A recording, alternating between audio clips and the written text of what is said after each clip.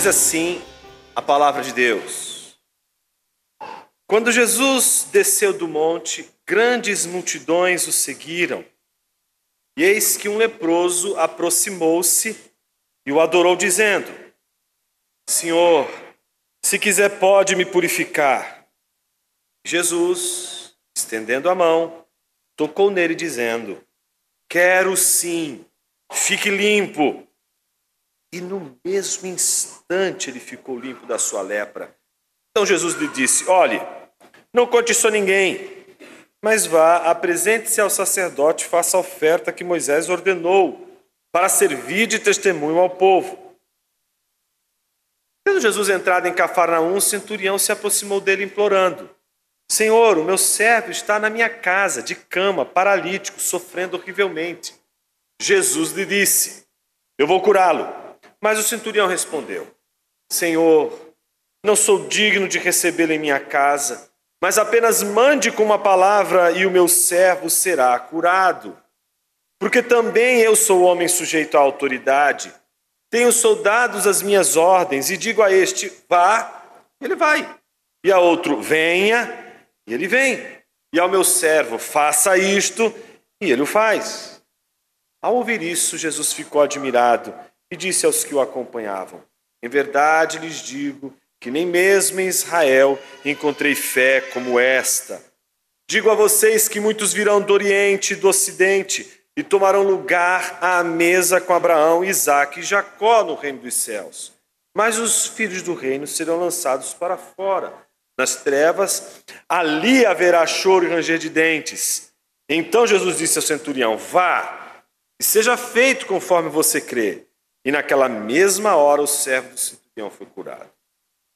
Tendo Jesus chegado à casa de Pedro, viu a sogra deste acamada, com febre. Mas Jesus tomou-a pela mão e a febre a deixou.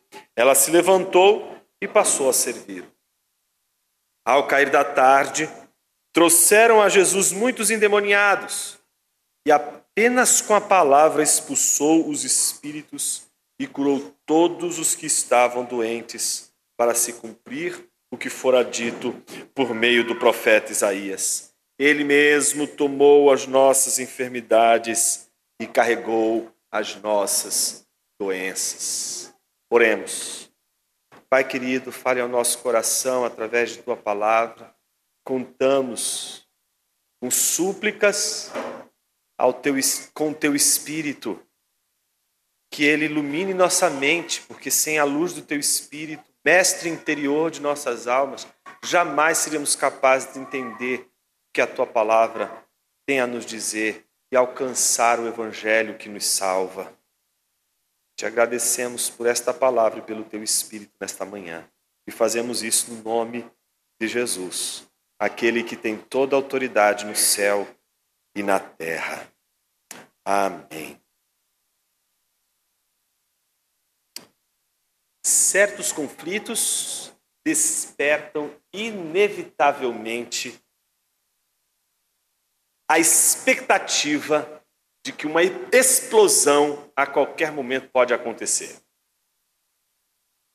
Seja quando você está no vagão de um trem, ouvindo nada curiosamente a discussão de um casal e de repente um dos cônjuges resolve falar mais alto. Seja uma partida de Palmeiras e Corinthians. Seja uma discussão daquela de família sobre política, esquerda e direita. Seja a discussão que você acompanha de um lado as feministas ou os feministas, do outro lado, os machos alfa. Alguma coisa vai acontecer. Você espera que algo explosivo aconteça. Já foi o tempo. Mas um dia aconteceu também explosões entre calvinistas e arminianos na igreja. Existem encontros conflituosos que inevitavelmente a gente aguarda deles algo explosivo. Mas o assombroso acontece quando estes encontros explosivos revelam que as partes contraditórias, são muito iguais nos seus métodos de destruição uns dos outros. Tudo isso a gente aprendeu quando nós expusemos o Sermão da Montanha.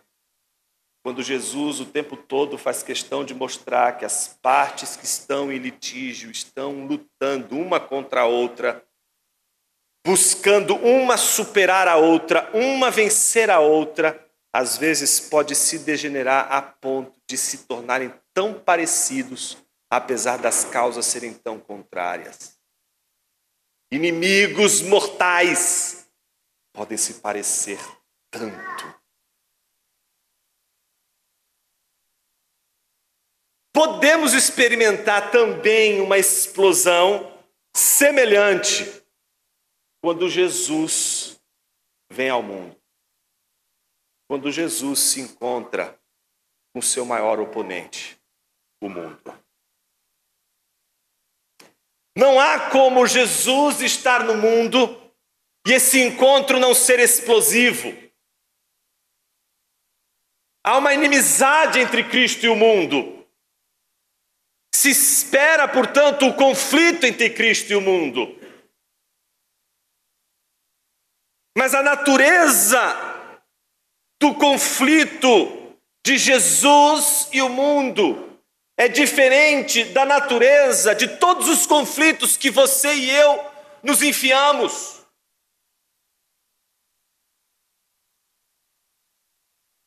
Quando Jesus confronta o mundo, ele não confronta o mundo como alguém que, apesar de pensar diferente, de ver diferente, procede com as mesmas artimanhas com as quais o mundo conflitua com ele. Jesus e o mundo são os dois, representam os dois, melhor dizendo, o encontro explosivo, não de ideias apenas distintas, não de visões de mundo distintas, mas de naturezas distintas. Eles são opostos em seus propósitos, em seu caráter, seus valores, mas acima de tudo em sua natureza. Jamais Jesus usará as mesmas artimanhas do mundo para vencer o mundo. O contrário também é válido. Porque o mundo e a natureza do mundo é contrária e antagônica a Cristo. Jamais o mundo usará as artimanhas de Jesus para conquistá-lo. O mundo é egocentrado, Jesus é teocentrado. O mundo odeia Jesus e precisa ser salvo por ele, como lemos hoje na confissão helvética no nosso culto. Porém, Jesus é aquele que conflitua com o mundo, mas aquele que, ao conflitar com o mundo, visa salvar o mundo. A outra diferença não é apenas entre a natureza do Salvador e daquilo que precisa de salvação porque está falido. Mas a diferença assombrosa está no fato de que o mundo jamais será senhor, a não ser por usurpação. Somente Jesus é Senhor. Somente Ele detém a autoridade. E a sua autoridade se estende não só ao seu povo, não só aos filhos da aliança, mas a sua autoridade também se estende aos confins da terra, como hoje oramos. Ele é Senhor no céu, Ele é Senhor na terra, Ele é Senhor no inferno. Não há lugar onde Cristo não seja Senhor.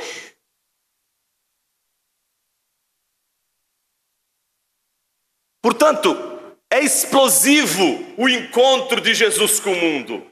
Jesus não pode vir ao mundo e a sua vinda não ser explosiva.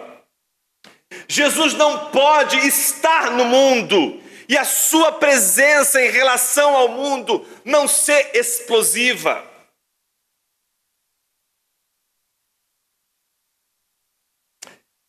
Isso fica ainda mais grave quando olhamos a relação de Jesus com o mundo na chave da autoridade de Jesus. Existem diferentes tipos de autoridade. Por exemplo, existe a autoridade pelo conhecimento, uma pessoa que é um cardiologista impressionante, que fez a sua carreira, conhece tudo sobre o coração, ele detém autoridade para falar sobre aquele assunto, porque ele conhece aquilo. Isso é um tipo de autoridade. Um outro tipo de autoridade é a chamada autoridade pública, aquela que um governante tem, um presidente da república. Um outro tipo de autoridade é a autoridade delegada, quando é um representante de uma autoridade e que, portanto, ao representar, torna-se autoridade, ainda que seja representativa. Existe uma autoridade usurpada, a de um tirano, que pode exercer de maneira inviável a autoridade que não lhe cabe, como disse a tirania. Existe a autoridade da reputação, por exemplo, a reputação moral. Uma pessoa que tem autoridade por causa da sua reputação vai perder a sua autoridade quando a sua reputação vai à lona, porque a sua autoridade depende da sua reputação, portanto estamos falando de autoridade enquanto moral. Mas e a autoridade de Jesus sobre o mundo? Que tipo de autoridade é a autoridade de Jesus? É a autoridade de um conhecedor especialista em Deus? É a autoridade de um rei, de um monarca? É a autoridade delegada de alguém que representa o monarca? É a autoridade de alguém que exerce um poder que não lhe cabe? É a autoridade de alguém que exerce apenas por reputação moral? Que tipo de autoridade é a autoridade de Jesus? Isso não é pouca coisa. Falar sobre a autoridade de Jesus na era do secularismo não é pouca coisa. Somos treinados desde pequenos a questionar a autoridade. Não precisa você nascer na década de 80, ouvir Titãs, não precisa disso. Você já nasce num contexto de rebelia às autoridades, de rebelia a tudo aquilo que se impõe como sendo autoritativo. E parece que faz parte, de alguma forma, da educação, da nossa mentalidade secularizada, construir a nossa identidade na reação contra as autoridades. É como se a rebelia representasse a possibilidade de sermos autenticados, de sermos, de alguma forma, validados. Nos sentimos como, eu esqueci o nome daquele símio que fez o Planeta dos Macacos, que é a personagem principal, César. Quando César disse pela primeira vez, não! Ou seja, a nossa identidade, a nossa liberdade, tudo que somos, só é reafirmado na possibilidade, de alguma forma, nós exercermos uma autoridade confrontadora, que seja uma autoridade que, de alguma forma, questione aquilo que está sendo colocado, seja dentro de casa, a autoridade dos pais, seja a autoridade do colégio, seja a autoridade da igreja. A gente está o tempo todo questionando as autoridades. Alguém poderia dizer, mas também, Jonas, olha para Brasília. Olha a explosividade aqui. Claro, a reputação moral é importante, tudo isso é importante para falar da questão da autoridade, mas eu não estou dizendo do uso legítimo daquele que pode questionar uma autoridade pelo fato da autoridade não estar cumprindo a sua competência. Estou falando da insubmissão cósmica. Estou falando da sua maneira de rejeitar a autoridade do papai e da mamãe. Eu estou falando da nossa insubmissão cósmica, que já diz respeito ao nosso corpo. Nunca se desenvolveu tanta tecnologia para alterar nosso corpo como nos nossos dias. Para harmonizar a nossa face, para mexer com o nosso organismo, para modificar a nossa maneira de agir. Isso é aquilo que o Lewis, alguém que vai ler isso, né, chamou de abolição do homem.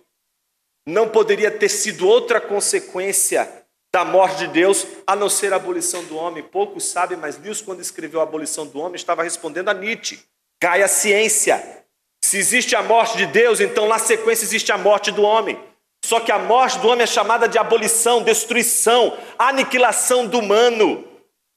É a humanidade que está perdida. É a humanidade que se destrói quando ela perde a autoridade máxima cósmica da sua existência. Nada mais pode falar a você o que você tem de fazer, nem mesmo seu corpo, suas regras. Seu corpo, você tem domínio sobre ele. Nunca o habeas corpus foi usado de maneira tão inadequada como a gente tem usado hoje.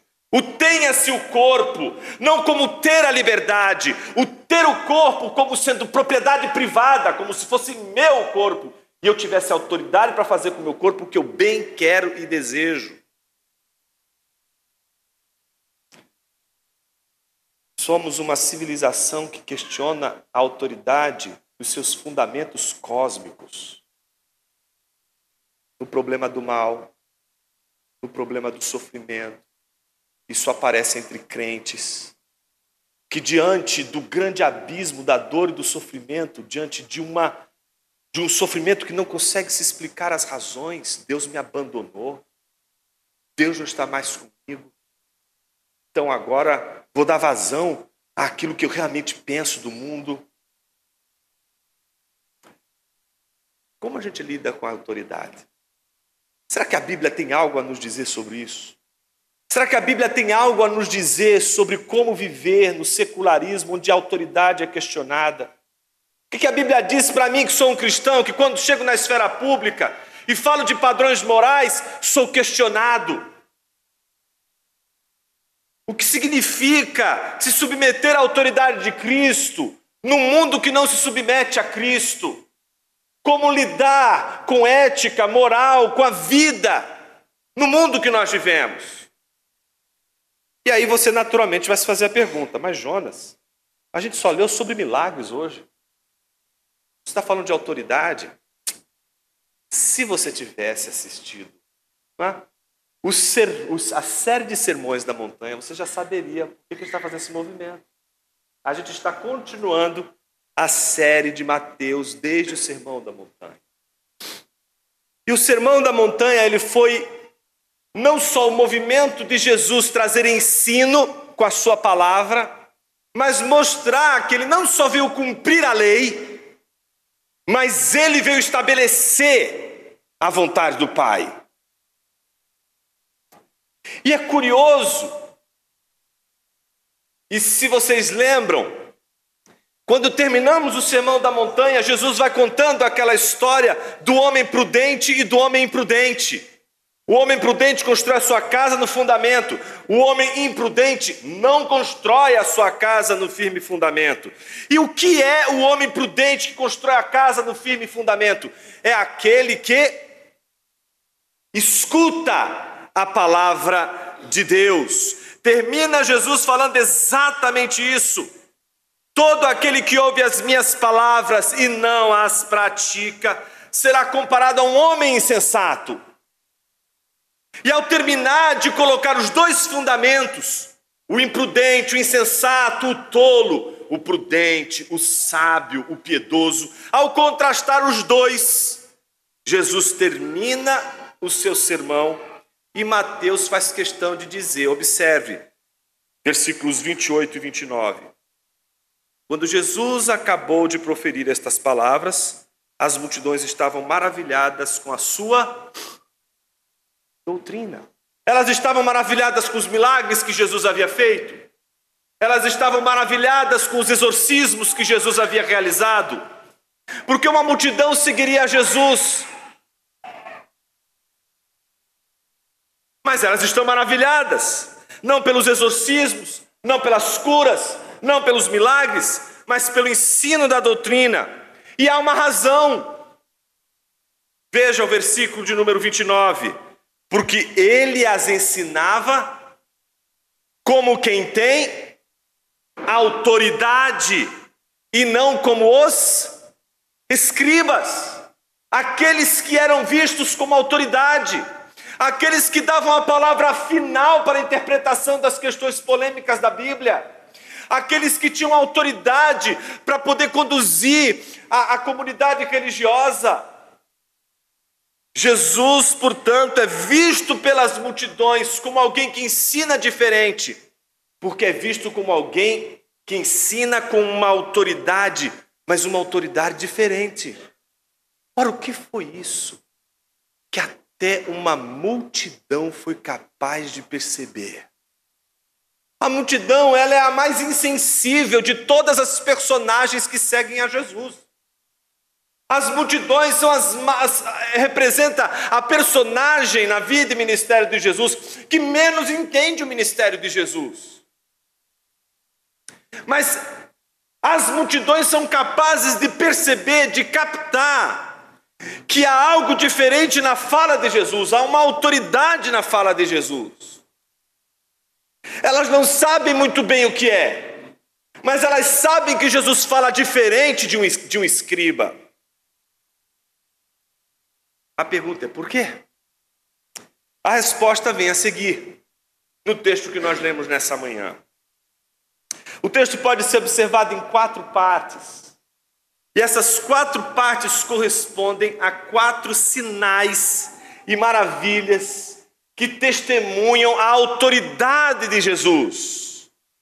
Não meramente a sua compaixão, não meramente o seu amor, não meramente a sua sensibilidade com as multidões, mas a sua autoridade. E Mateus organizou de uma tal forma que você vai perceber a autoridade de Jesus sendo exercida, seja falando, seja tocando. Jesus exerce a sua autoridade falando, Jesus exerce a sua autoridade fazendo. Veja como ele exerce a sua autoridade fazendo. Versículos 1 a 4, que é a cura do leproso.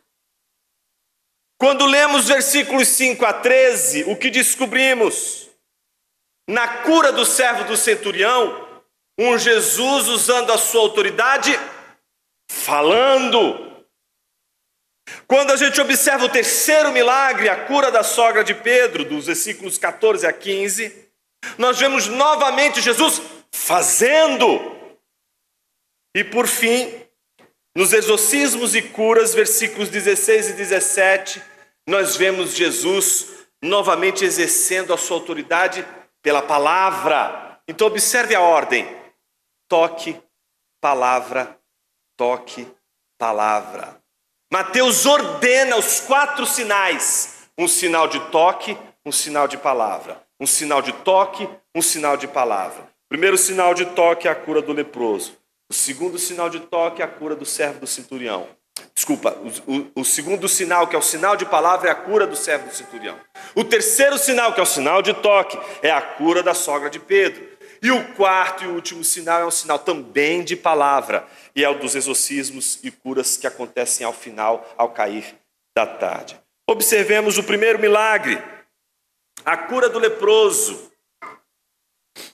4 coisas chamam a atenção aqui. Primeiro, versículo abre dizendo que ao descer do monte, isso é muito curioso, não? Quem lê a Bíblia não pode ouvir Jesus descer do monte e não dizer assim, como assim? É um novo Moisés. E desce com as tábuas da lei. Ele acabou no sermão da montanha. Não só dizer que veio para cumprir a lei de Moisés, mas veio realizar a lei de Moisés. E não só fez isso, corrigiu as interpretações malignas daqueles que usavam de distorções da interpretação das Escrituras para manipular o povo. Trouxe um significado real, messiânico para as leis mosaicas. Vem para cumprir a lei mosaica. E Mateus, como descreve agora Jesus descendo do monte. E ao descer do monte, grandes multidões o seguiam. Observe que as multidões estão seguindo Jesus, primeiro pela autoridade que ele exerceu no seu ensino. E eis, segundo ponto, que aparece um leproso. E Mateus faz questão de dizer. Às vezes a gente pega esses textos sendo lidos separadamente, isso é um grande problema. Existem 3 regras hermenêuticas que são as mais importantes na leitura de um texto bíblico. É a lição mais importante que você vai aprender na sua vida sobre leitura bíblica. São 3, anota aí. 3 regras importantes. Primeiro, contexto. Segundo, contexto. Terceiro, contexto. Tudo é contexto. Tem que saber o contexto da passagem. E às vezes a gente vai pegando, principalmente os pregadores televisivos, pegando passagens como essas que vão chamar um monte de curas e etc. Eu nunca sei porque esses caras não estão na beira do hospital. Eles não tinham que estar na igreja, tinham que estar lá na porta do hospital, curando todo mundo. O tanque de Betesda dos nossos dias. Vai lá, eu quero ver lá. Vai lá na UTI, vai fazer tudo aquilo que vocês fazem lá dentro da igreja, faz lá dentro do hospital. Mas deixa esse outro sermão. Esse sermão aqui é sobre esse texto, e esse texto não está falando de um mero homem que pediu uma cura para Jesus. Mateus faz questão de dizer que este homem sabia e tratava Jesus como nem mesmo os apóstolos até então tinham tratado. É uma das primeiras ocorrências na Bíblia em que alguém que está seguindo a Jesus o adora. Veja o que diz o versículo de número 2. E eis que um leproso aproximou-se e o adorou. É um primeiro texto em que aparece dentre os seguidores de Jesus.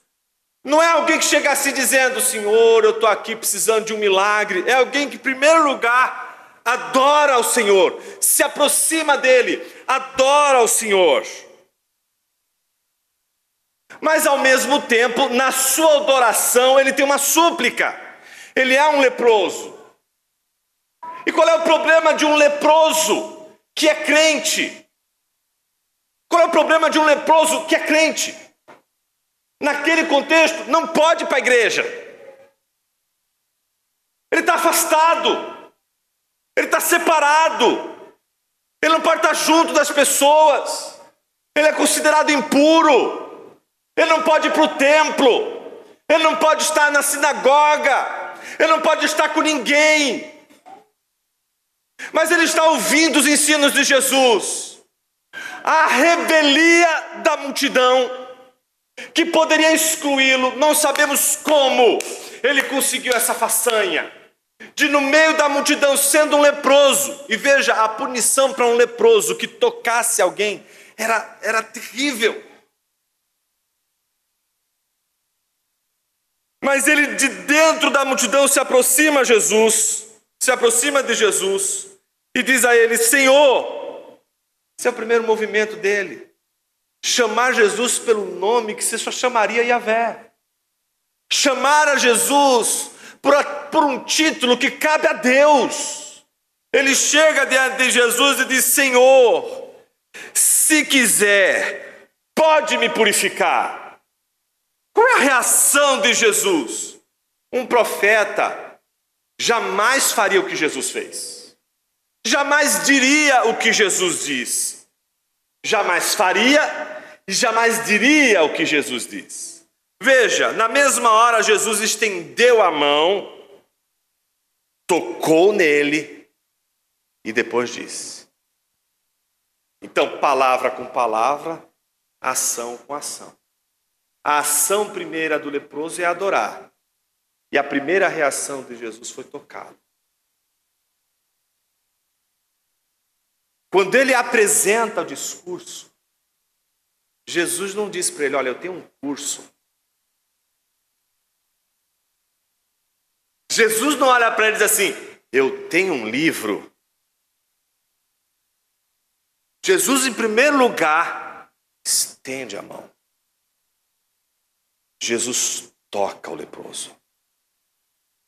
E ao tocar o leproso, veja que movimento bonito. Adoração, súplica, toque de Jesus e a palavra dele. Qual é a palavra de Jesus? Quero. Imagina que um profeta diga um negócio desse. Imagina alguém chegando para Isaías dizendo assim, todo leproso: Isaías, meu senhor, o senhor pode me purificar? Se tu quiseres. Isaías: claro que eu quero, fica limpo. Ele na hora oraria: Senhor, e aí? Olha, os ossos estão sequíssimos. A reação de Jesus não é a reação típica de um profeta. É a reação típica de um Deus que sabe que o que realiza a sua autoridade não é a lepra, não é o mise-en-scène de alguém que está dizendo: vou tentar surpreender Deus. Tarde de milagres, venha surpreender Deus, até um tema, né? Vou orar agora com fé. Porque tem gente que diz assim: se você não orar com fé, você não ganha a bênção, irmão. Então agora vai ser aquela, né, vai ser a oração melodramática, aquele melodrama mexicano, né? Senhor! Não é melodrama, não é sensibilidade para a situação que a pessoa encontra, não é nada disso. É a sua vontade. Eu quero ficar limpo. E a Bíblia diz que no mesmo instante ele ficou limpo da sua lepra. Ou seja, o povo está vendo Jesus ensinar. E o que ele está falando, palavra, ensino, tem autoridade que os outros não têm. Mas agora eles estão vendo Jesus usando a palavra para com ela fazer uma coisa. Ele não está usando a palavra dele para ensinar alguma coisa para o leproso. Ele não está usando a palavra dele para dizer: olha, ponto 1, esse sermão leproso está dividido em 4 pontos. Primeiro, não tem certeza de transição. Você tem Jesus olhando para o leproso, tá certo? E a palavra dele é a palavra que cura, é a palavra que faz algo. Isso que a gente tenta dizer o tempo todo aqui na igreja. 2 coisas estão acontecendo quando um pregador está aqui pregando. Uma delas é o ensino. Mas se você veio aqui procurar só ensino, você vai sair vazio. Porque não é só ensino. A palavra de Deus não só traz entendimento. A palavra de Deus não traz só consciência da lei divina. A palavra de Deus tem que fazer algo em você. A palavra de Deus tem que ser algo milagroso. Tem que transformar você. Algo aqui dentro tem que modificar com a palavra de Jesus. A palavra de Jesus tem de ser um meio de graça. É um meio de Deus alimentar o seu povo. É um meio de Deus transformar seu povo. Então Jesus, quando está ensinando, ele tem uma palavra de ensino. A sua palavra traz entendimento. Mas a palavra de Jesus também faz coisas acontecerem. Faz um leproso ficar curado. O povo está vendo que a palavra de Jesus tem autoridade para ensinar e tem autoridade para fazer coisas. E aí como é que termina? Termina com Jesus dando orientações para o leproso, e o leproso não obedece nada do que Jesus tinha dito. Porque Jesus disse: olha, não conte ninguém, não conte a ninguém o que aconteceu aqui. É quase como se pedisse, né? Conta para todo mundo, vai. Não é uma tentação quando alguém diz assim? Não conta para ninguém. Pulsando, né? Então Jesus diz: não conte para ninguém. Por que Jesus está dizendo não conte isso a ninguém? Primeiro, porque Jesus sabe que ele está no mundo e que ele está no conflito.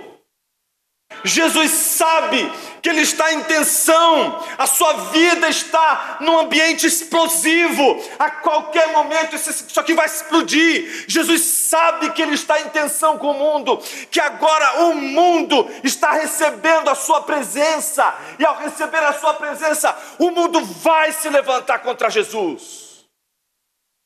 Então Jesus, prudente, está dizendo para ele: não conte nada a ninguém. É diferente daqui, tem irmão que parece que não é prudente. Ah não, eu falo mesmo que é para o diabo ouvir. Falo na cara. Mas, olha, siga Jesus. Faz como Jesus fez. Entende? Jesus olha para eles, não conte nada a ninguém. Jesus sabe que só o fato dele contar vai amplificar todo o conflito. Primeiro momento, não conte isso a ninguém. Mas ao mesmo tempo, Jesus está em conflito. Ele diz assim: a gente só vai procurar o conflito no lugar certo. O conflito de Jesus não é com as multidões. Agora o conflito de Jesus são com aquelas autoridades que ele criticou no Sermão da Montanha. Então agora o que ele faz? Ele diz assim: vá, apresente-se ao sacerdote para seguir toda a orientação que está lá na lei de Moisés e Levítico. Apresente-se ao sacerdote, que era o responsável para olhar e dizer assim: você está curado, agora você pode estar novamente no meio da sociedade, da comunidade e tal. E faça a oferta que Moisés ordenou. Pronto, Jesus está mostrando que ele não veio antagonizar com Moisés. Ele não veio criar conflito com Moisés. Entre Jesus e Moisés não há um conflito explosivo. O conflito explosivo de Jesus não é contra Moisés, não é contra a lei de Moisés. O conflito de Jesus é com o mundo.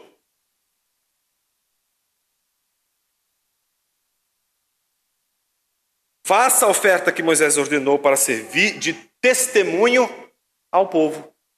Ao mesmo tempo, o povo precisa saber que tudo aquilo que aconteceu está registrado. Tem um testemunho. Foi diante dos sacerdotes, fez o que estava na lei de Moisés. Ninguém vai poder dizer que Jesus não cumpriu a lei. Esse é o primeiro movimento. Segundo movimento é a cura do servo do centurião. Como a gente disse, se o primeiro foi concentrado no toque, Jesus tocou o leproso, o próximo movimento é um milagre que Jesus não toca. Jesus não está nem diante do servo do centurião. O servo do centurião está em outro lugar. E o que é mais curioso, Jesus está entrando em Cafarnaum. Entrar em Cafarnaum, para alguns aqui é como entrar na Fefeleste, na PUC de São Paulo, na Unicamp. Sabe aquele ambiente secularizado, quando Jesus disse: ó, Betsaida, Cafarnaum, por que vocês não creem? Porque vocês são incrédulos, sabe? Um ambiente de incredulidade, as pessoas não creem no que Jesus está dizendo. Cafarnaum é um lugar onde as pessoas não acreditam em Jesus. Não conseguem entender os milagres de Jesus e são arredias. Jesus chega a compará-la com Sodoma e Gomorra, com a sua impenitência, sua dureza de coração, sua incredulidade com relação aos milagres. Tendo Jesus entrado em Cafarnaum, aí aparece um centurião. Então veja, a primeira figura de um leproso marginalizado. Qual é a segunda? De um centurião que nem povo é, que representa no universo contextual o opressor, o tirano, aquele que está exercendo uma autoridade que não é de direito, aquele que está oprimindo o povo, aquele que recebe uma autoridade delegada. Não é dele a autoridade. Um centurião é um representante de uma autoridade que é o imperador. Mas enquanto ele está ali, ele é o imperador, ele é Roma, condenando todos aqueles que forem contra Roma. E o que Mateus viu de interessante nessa passagem para corroborar o Sermão da Montanha? Não, quem lê o Sermão da Montanha precisa saber do milagre do leproso, mas precisa saber o que aconteceu com o centurião. E aí o que acontece com o centurião? Ele se aproxima de Jesus e ele diz para Jesus: o meu servo está em casa de cama, paralítico, sofrendo horrivelmente. E Jesus diz: eu vou curar. Mas aí ele diz: Senhor, não sou digno de que entres em minha casa. Então ele tem uma consciência de que ele não é digno da presença de Jesus na casa dele. Mas se o Senhor mandar com uma palavra, o meu rapaz ficará curado. Então a gente tem dois discursos. O primeiro discurso é o discurso do centurião, que vai do versículo 5 ao 9, onde ele tenta dizer para Jesus que ele sabe o que é autoridade. Ele, mais do que qualquer pessoa, entende o que é ter autoridade e o que é se submeter a uma autoridade, porque ele está nas duas circunstâncias. Ele é alguém que exerce autoridade e que sabe que se aquele soldado que está na ponta obedece a ele, não é porque ele se chama Manuel, Joaquim, José, seja lá quem for, é porque ele é Roma. Ele possui uma autoridade. Por isso, aquele que está lá vai obedecê-lo. Se ele não fosse um representante de Roma, não haveria por que aquelas pessoas obedecerem a ele. Ele sabe o que é mandar, ele sabe o que é exercer autoridade, e ele sabe o que é submeter, porque ele se submete ao imperador. E o discurso de Jesus, que se apresenta dos versículos 10 a 13, revelam Jesus admirado. Poucas vezes você vai ver Jesus dessa maneira espantado. Aliás, é espantoso que Deus se espante com algo. Eu vou tomar uma água. Não é? Como pode alguém que a palavra não chegou nem à boca, ele já conhece toda, se espantar com a declaração de alguém? Jesus está admirado. Jesus está espantado. Não pelo fato de um centurião acreditar nele meramente, mas de ver em tudo aquilo a manifestação da glória de Deus, e no meio de uma admiração tão profunda, um dos discursos que a gente acha que assim, puxa vida, que coisa pesada. Jesus olha e diz assim aos que o acompanhavam: em verdade eu lhes digo, nem mesmo em Israel achei fé como essa. Ou seja, ele faz parte de Israel. Ele sabe que aquele cara não faz parte. É como se ele estivesse dizendo assim: olha, nem na igreja batista eu vi uma coisa dessa. Em todo o meu reinado batista vi uma coisa como essa. A admiração de Jesus ao dizer os que acompanhavam, e ao dizer, em verdade, nem mesmo Israel achei fé como esta, deveria instaurar uma crise entre aqueles que estão seguindo a Jesus, para os quais ele veio. Porque aqueles para os quais ele veio não conseguem desenvolver admiração por Jesus, como o centurião conseguiu. Mas pelo contrário, Cafarnaum rejeita Jesus. São aqueles para os quais Jesus veio que rejeitam a Jesus. E deixa eu abrir uma notinha de rodapé bem rapidinho aqui. Você já parou para imaginar que você só está aqui por causa de uma luta, de um conflito explosivo com Jesus? E que se você até hoje não teve um conflito explosivo com a autoridade de Jesus, talvez você não saiba ainda quem é Jesus? Porque não dá para seguir Jesus sem ter conflito com ele. Como assim? Você se rebela com papai, com mamãe, porque não disse para você fazer aquilo. Mas quando o Senhor do Universo te faz do jeito que você é, você fica quietinho. Não, eu me aceito. Minha história está muito boa, Senhor. Está linda a minha narrativa. Estou contando a minha história. Adorei a vida que o Senhor me deu para viver debaixo do sol. Da coisa mais linda desse mundo, me submeto a essa história desgraçada que o Senhor me deu. Não vejo felicidade nela, sou uma pessoa infeliz. Desde pequeno estou na igreja, mas não sou feliz. Mas graças ao Senhor que me deu essa história linda e maravilhosa, mas eu me submeto ao Senhor com toda a paz do mundo. Você não é um crente, você é um diabo e não sabe. Ninguém reage à soberania de Deus sem conflitos explosivos. Porque a gente não consegue ver a mão de Deus na sinuosidade da nossa vida. A gente olha para a vida dos outros e diz, puxa, como eu queria ter aquela vida, como eu queria ter aquela outra vida, como eu queria viver dessa forma, como eu queria viver daquela forma. A coisa mais difícil do mundo é a gente perceber que a nossa vida está sendo do jeito que Deus quer que ela seja.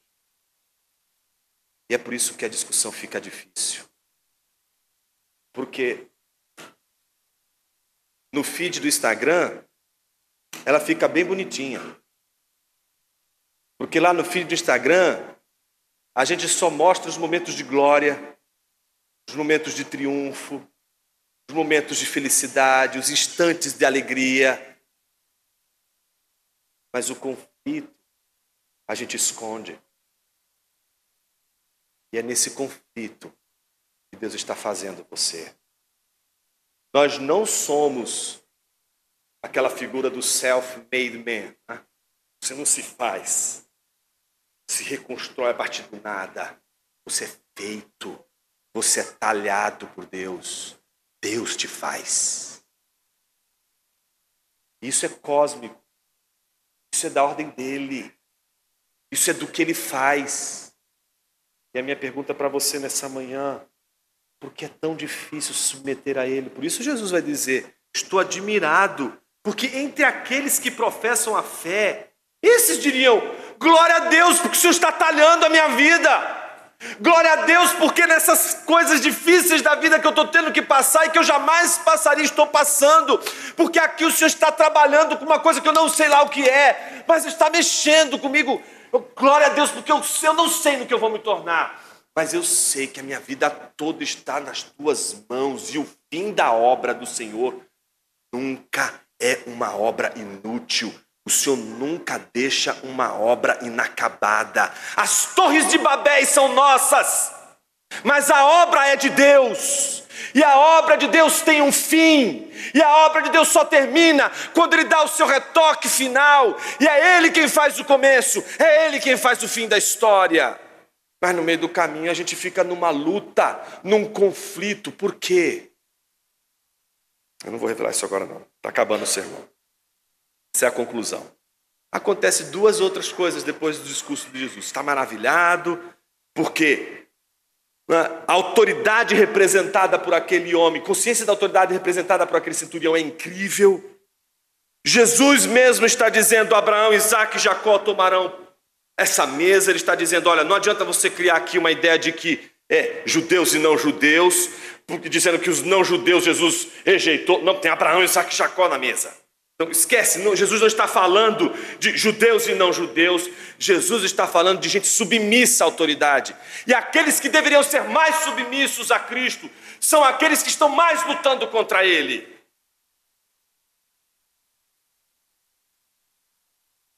Então Jesus termina dizendo: os filhos do reino serão lançados para fora nas trevas, ali haverá choro e ranger de dentes. Então disse ao centurião: vá, e seja feito conforme você crê.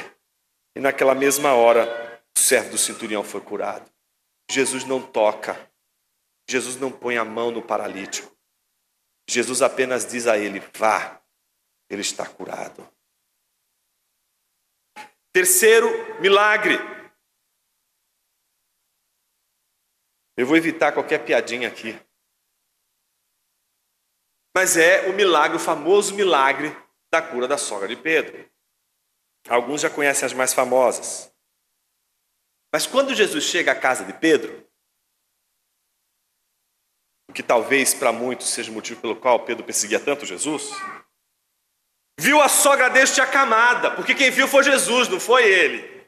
Porque ele simplesmente poderia olhar e dizer assim: ufa, hoje eu vou ter paz. Mas Jesus resolve acabar com a paz de Pedro. Eu não resisto, tá vendo, Hans? Então Jesus, vendo que a mulher estava prostrada,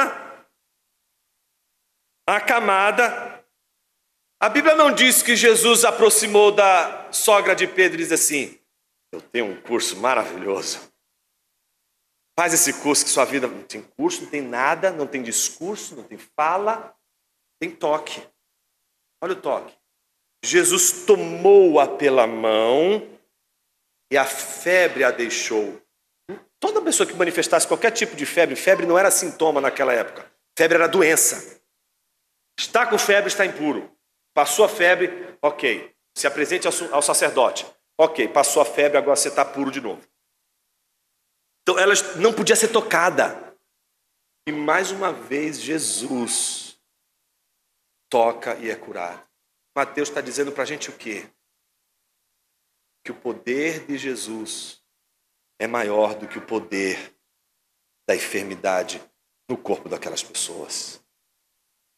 O poder que a lepra teria na cabeça deles de ser passada para Jesus foi o contrário que aconteceu. A saúde de Jesus toca aquele que está leproso, toca aquela que está febril. E a Bíblia diz que ela se levantou. E aí é que a gente vê como Pedro é ingrato, né? E passou a servi-lo. Ou seja, passou, portanto, a servir a Jesus, a recepcionar Jesus, a dar um banquete para todos aqueles que estavam ali. Então veja, toque, palavra, mais uma vez um toque, é um sinal que ele está mostrando. Veja, Jesus não deu palavra nenhuma, ele só tocou e ela foi curada. Veja que Jesus, ele domina, ele tem poder, não é só autoridade, ele tem também poder. E o poder dele não é o poder de um centurião, de um imperador romano, não é o poder moral, nem o poder intelectual de um especialista. Como que termina? Mais um trechinho curto, é o último dos sinais, voltando para a palavra. Ao cair da tarde, trouxeram a Jesus muitos endemoniados. E a Bíblia diz que apenas com a palavra expulsou os espíritos e curou todos os que estavam doentes, para se cumprir o que foi dito por meio do profeta Isaías. Ele mesmo tomou as nossas enfermidades e carregou as nossas doenças. Em geral, veja, mais uma vez, o texto não diz que Jesus tocou. O texto diz que Jesus simplesmente com a palavra, apenas com a palavra, expulsou os demônios e curou as pessoas. Com a palavra. Mas o curioso não é isso. O curioso é o que Mateus vai colocar a seguir, porque ele quer que a sua audiência, os seus leitores tenham em mente um cumprimento de uma profecia de Isaías, que em geral nós usamos para relacionar a cruz de Jesus. Então dizemos, não é? Ele mesmo tomou as nossas enfermidades e carregou as nossas doenças. E qual é a imagem que a gente vê? A imagem dele na cruz, trazendo sobre si as dores e as enfermidades. E Mateus está dizendo que não tem cruz aqui. Ele está tomando as dores antes da cruz. Ele está tomando as dores e as enfermidades e assumindo o lugar dos enfermos, dos que estão sofrendo, muito antes da cruz. O que ele está dizendo é que está se cumprindo aquilo que Isaías está dizendo naquele momento. Não é na cruz que Jesus levou as dores, não é na cruz que Jesus levou os sofrimentos, não é na cruz que Jesus levou a nossa doença meramente. Jesus levou toda a nossa doença, todo o nosso sofrimento ao estar no mundo, ao conflitar com o mundo, ao fazer frente a um mundo que é antagônico a Ele e a palavra de Deus. Jesus, portanto, está lidando com aquilo que Ele criou e que se revoltou contra Ele. Jesus está lidando com um mundo que é contra Ele. Como é que a gente termina o nosso sermão? Só tem um jeito de terminar. Respondendo a pergunta mais importante. Quem é o mundo? O que é o mundo? Você é o mundo. Você está antagonizando com Jesus. Quando você, seja você um esquerdista, antagoniza com de direita, seja você, palmeirense, antagonizando com o corintiano, seja você antagonizando com aqueles que pensam contrário a você, colocando-os como inimigos, um conflito explosivo. Você ainda não entrou no maior conflito de sua vida. O maior conflito de sua vida não é com as pessoas que pensam contrário a você, de maneira contrária à sua. O maior conflito da sua vida não é conflitar com aqueles que são diferentes de você. O maior e mais importante, explosivo confronto e conflito da sua vida é com Jesus de Nazaré. Não é com Satanás, não é com o demônio, não é com aqueles que te perseguem, não é com aqueles que te querem o mal, não é com aqueles que querem ver pelas costas, não é com aqueles que querem te trair, não é com aqueles que querem te perder. É com justamente aquele que quer te salvar. O teu maior conflito, a tua maior manifestação de submissão não é contra aquele que quer destruir você, é contra aquele que quer te salvar. A sua maior luta, a sua maior batalha é com Jesus. Veja. A admiração de Jesus não é porque os profetas são contrários, os escribas são contrários a ele, porque os fariseus são contrários a ele. O conflito de Jesus se revela quando, vindo para o que era seus, os seus não receberam. O maior conflito com Jesus não é contra aquele que está perdido lá fora. Se engana você é um tolo. Quando você pensa que o encontro, o conflito explosivo é entre um ímpio e Jesus. Simplesmente não há esse encontro. O que há para aqueles que conflituam com Jesus e não pertencem a Jesus é o inferno. O conflito explosivo só há entre você e Jesus. O conflito explosivo só há entre aqueles para os quais Jesus foi enviado a salvar e que não podem ser salvos a não ser por Ele, mas que lutam contra o seu Salvador. O maior conflito de sua vida não é contra o seu inimigo, é contra o seu Salvador. É contra aquele que deu seu sangue, é contra aquele que morreu em seu lugar. E a pergunta é: por que, Jonas? Por que meu conflito maior é com Jesus? Não é porque você é um secularista, não é porque você vive no mundo secularista, é porque você é um filho de Adão.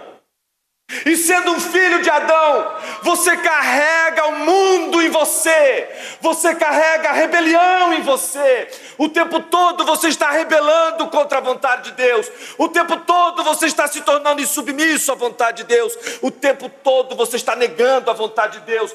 Não é fácil dizer: seja feita a tua vontade, assim na terra como nos céus. Por isso quem fez essa oração sabe que é crucial dizer: seja feita a tua vontade, seja na terra, seja no céu.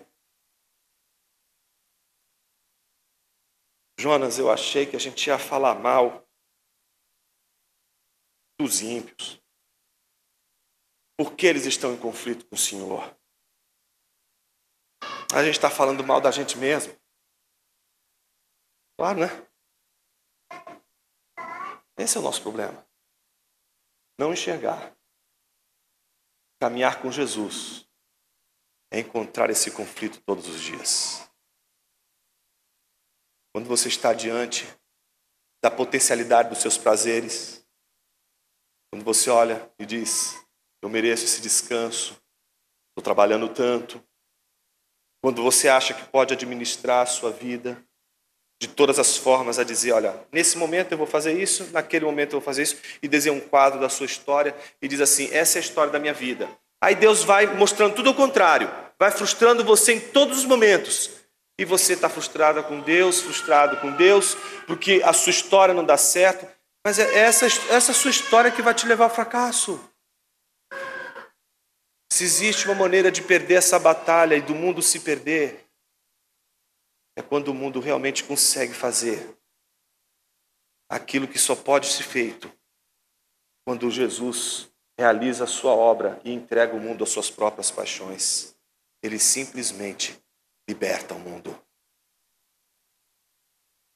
Não existe luta mais importante para um cristão do que a luta com Deus. A última coisa que eu gostaria de dizer nessa manhã para a gente pensar. Mesmo para aqueles que não, isso não vale só para quem está vivenciando o dia a dia, as lutas do dia, mas aqueles que querem realizar ministérios, aqueles que procuram ministérios, querem servir a Deus de alguma forma, seja aqui na igreja, seja na esfera pública, querem de alguma forma fazer a vontade de Deus, se sentem vazias, porque parece que a vida perdeu significado, não tem sentido. Eu preciso fazer alguma coisa para o meu Senhor, eu preciso de alguma forma desenvolver os dons que Ele me deu.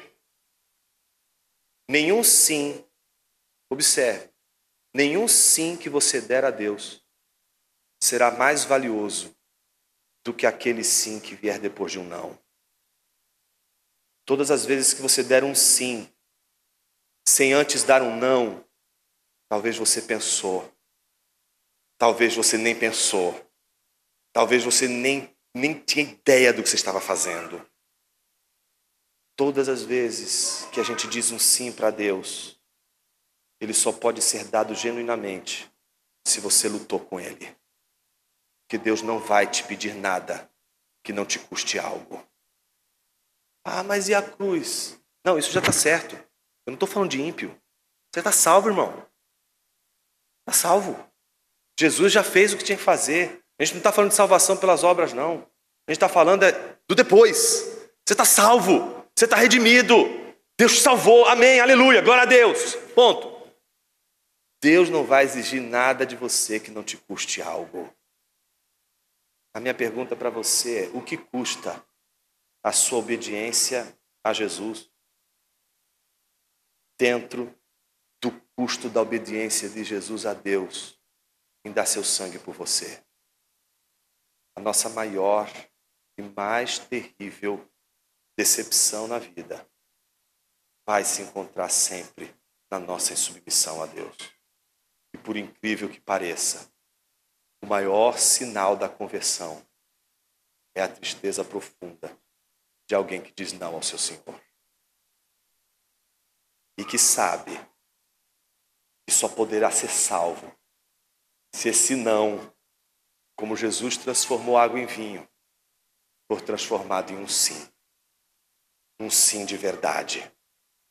Um sim sem luta nunca será um sim de verdade. É como um dia disse Kierkegaard: a nossa luta é sempre uma luta com Deus. Só vai vencer aqueles que perderem. É preciso lutar se você quer ser vencido pela graça. Oremos. Senhor, nos ajude nas próximas semanas a meditar sobre a Tua autoridade, a perceber que todos esses milagres que aconteceram não foram milagres narrados para que a gente pudesse nos dias de hoje dizer: ah, Senhor, o Senhor também pode fazer um milagre na minha vida, então me cura, expulsa o demônio da minha casa, abençoa minha vida financeira. Ajude-nos a entender que os milagres que foram contados nos evangelhos, eles têm um motivo, eles têm uma razão. Mostrar que na luta contra o mundo, o Senhor possui autoridade. E a sua autoridade no conflito com o mundo mostra que, a despeito do teu poder para vencer o mundo, a tua palavra diz que o Senhor entregou o seu próprio corpo em serviço ao Pai, para a salvação daqueles que ao Pai pertencem. Tem misericórdia de nossas vidas, Senhor, porque nós achamos que a pior de todas as lutas, as mais ranhidas lutas, são aquelas lutas com Satanás e os seus demônios. Obrigado porque nessa manhã o Senhor nos lembra que a mais terrível e também a mais importante, explosiva e explosivo conflito que poderíamos ter na vida é com o Senhor. E que bom saber que desse conflito nunca sairemos vencedores.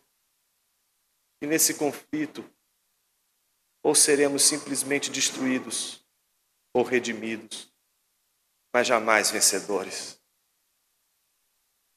Restaura, Senhor, o ministério daqueles que perderam a esperança de te servir, seja por causa dos pecados, seja por causa da insubmissão, seja por causa do não, que é dito contumazmente, um não que é dito todos os dias, e que traz até enfermidade para o corpo, de tão dolorosa que é a luta. Que este não se converta em um sim para a tua glória, para louvor do teu nome. Transforma o nosso não em sim, Senhor, para que o nosso sim seja sempre um sim de verdade, nunca aquele sim que esconde um não tácito, um não silencioso, um não quero rebelde, um não quero antagônico, um não quero conflituoso como o mundo conflitua contigo. Trata o nosso caráter, Senhor, para que a gente não só cante que Tu és soberano, mas para que a gente viva na certeza de que nós estamos debaixo de um Deus que é soberano. Assim oramos, em nome de Jesus.